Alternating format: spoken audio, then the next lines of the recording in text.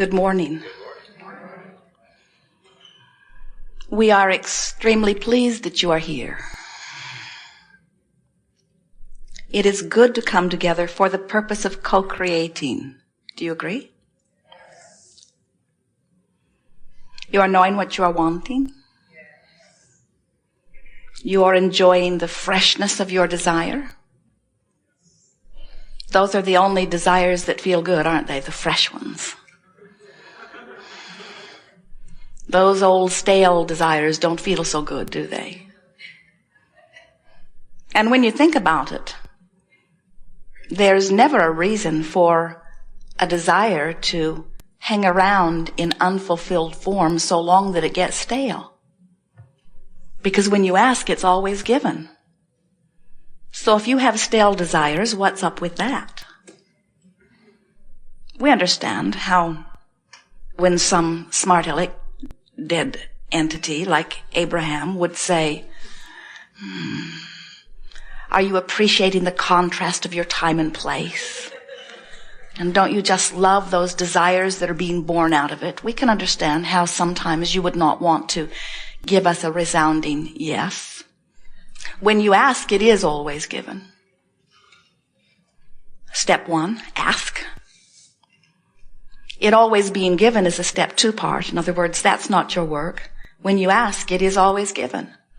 But sometimes, without meaning to, you may not be in vibrational alignment with what you're asking for. And it's easy to understand why that might happen, because you are physically focused. There's lots for you to observe. And as you look into your environment and you see those things, you cannot help but notice them as they are. And as you notice them as they are, you achieve further vibrational alignment with them. And as you achieve further vibrational alignment with them, you continue to offer more vibration about them. And as you offer more vibration about them, you continue to get more of it. In other words, we understand how, without meaning to, you might be achieving vibrational alignment with what is, even though what is not exactly what you want. Think about it. So, if you're giving all of your attention to what is, and some of what is pleases you, then you're getting more of that. But some of what is doesn't please you, then you're getting more of that. And then you say, Abraham, why do you keep harassing us by telling us that when we ask it is always given? Because that can't be true. Where's my stuff? There are all kinds of things that I'm asking for that is not apparently being given because I'm not finding it in my experience. And we say, it being given and you letting it in are two different things. You have to be in vibrational alignment. That's like saying, I can't hear what's being broadcast from that radio tower on my radio. It must not be being broadcast. So you tell all your friends, they're not broadcasting from that tower anymore because I can't hear a thing. And your friend might say, well, do you have your radio on? Do you have your tuner set to the same frequency? Because if you are not set to the same frequency of the broadcast tower, you're not going to be receiving what's being broadcast. And the same thing is true of anything that you are asking for. If you're saying, I want more money, I don't have enough money, I'm tired of not having enough money, I've never had enough money, I hardly know anybody who has enough money, I want more money, but I don't have enough money, I'm sick and tired of not having enough money, it's so irritating not to have enough money, not having enough money is scary, I wish I had more money, but I don't have enough money, I want more money. You're not a vibrational match to more money. You're a vibrational match to exactly how it is. And exactly how it is going to continue to unfold in your experience. Sometimes you say, I'm stuck. And we say, that's not possible because everything's in motion. You say, well, I'm stuck. I don't have enough money. We say, you're not stuck. You just keep recreating the same thing over and over. In other words, it's changing. It must change because the vibrational frequencies are constantly being emitted in the powerful now. And what's happening is coming in vibrational response to the broadcast that you are emitting. So it is constantly changing. It's just changing to the same thing over and over and over again. And that's really worth thinking about. In other words, when you put it into that context, doesn't that make sense? It is changing, so if I want it to change to something more pleasing, then somehow I've got to focus upon more pleasing things. And then you commonly say, but it is so hard to focus upon something that is pleasing when I'm surrounded by something that is not pleasing. And we say, but you can do it. You just cannot or may not be able to do it all at once. In other words, we don't expect you to go from beating the drum of something not wanted to suddenly forgetting all of those vibrational habits. We don't expect you to leave behind everything that you've worked so hard to come to believe. Sometimes people will say, I must focus upon that because it is true.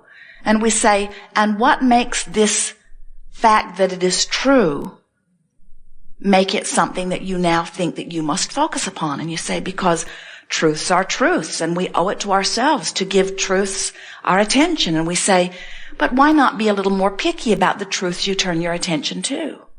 When you say, this is a truth that I must focus upon, we say, all that a truth is something that somebody else focused upon. That's what made it a truth. When a whole lot of people focus upon something, it becomes true enough in enough of their experiences that you say, oh, this is reality. But what we want you to realize is that it is only true because somebody focused upon it. And just because somebody else focused upon it, we think it is a little bit illogical for you to say, I see this truth that I do not want, but because someone else focused upon this thing that they did not want and gave enough attention to it that they attracted it into their experience because law of attraction said that they must, now I think that I should do exactly the same thing. No logic in that, is there?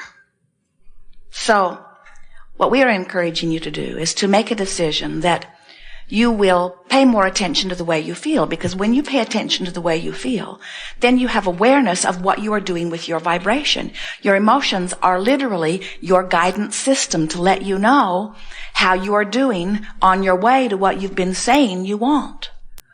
Jerry and Esther have a wonderful navigational system in their vehicle.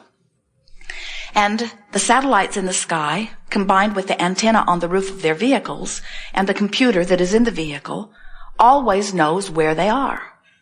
So when they decide they want to go someplace, if it is a place that they do not know, they will program in the name of the city, the name of the street if they know it, even the street number.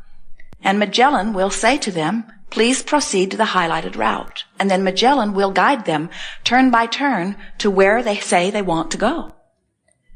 Magellan never says to them, where have you been? Because that has nothing to do with the only task at hand. The only task at hand is getting from where you are to where you want to be. And Magellan is so clear about what you said. It's a woman's voice. The man's voice was far too bossy. So Jerry and Esther affectionately call her, she. Jerry sometimes will say, shut that broad up.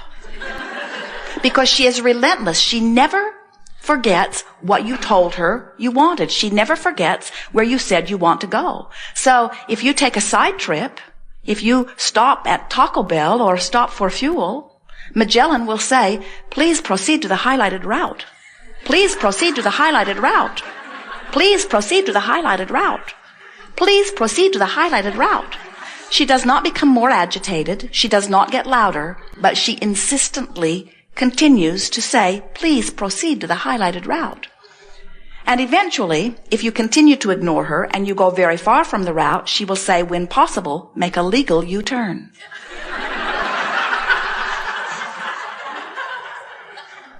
You have a similar guidance within you. It comes to you in the form of your emotions. And when you pay attention to the way you can feel when you are upon your highlighted route. You can feel when you are in alignment with that which you are saying you're wanting. And you can also feel when you are not. It is exactly the same sort of guidance. So as you are paying attention to the way you feel, you are then able to, by reaching for thoughts that continue to make you feel better, you are able to keep yourself in vibrational alignment with that which you are saying you're wanting. The best words that we've ever heard offered in your physical environment were coined by Joseph Campbell when he said, follow your bliss. That's the key to success in all things. Absolutely true. But you don't have access to the feeling of bliss from your feeling of despair. The vibrational difference is too great, any more than you could set your tuner to 98.6 FM and hear what's being broadcast on 6:30 AM. In other words, there are different vibrational frequencies you're not going to hear. So, when you say, well, if I cannot follow my bliss, what hope is there for me? We say, well, follow the trail of bliss. And the first step from depression along the trail of bliss may very well be for you anger. You say, well, that's doable.